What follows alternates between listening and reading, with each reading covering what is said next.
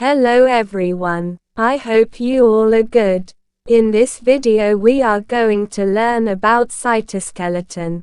The cytoskeleton is a structure that helps cells maintain their shape and internal organization, and it also provides mechanical support that enables cells to carry out essential functions like division and movement.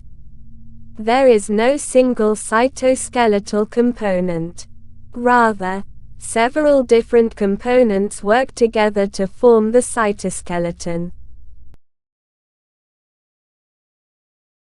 The cytoskeleton of eukaryotic cells is made of filamentous proteins, and it provides mechanical support to the cell and its cytoplasmic constituents.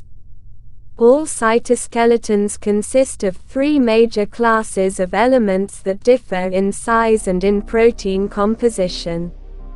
Microtubules are the largest type of filament, with a diameter of about 25 nanometer, and they are composed of a protein called tubulin.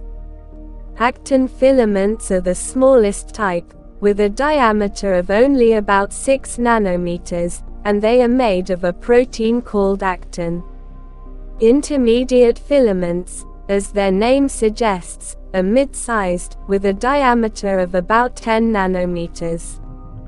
Unlike actin filaments and microtubules, intermediate filaments are constructed from a number of different subunit proteins.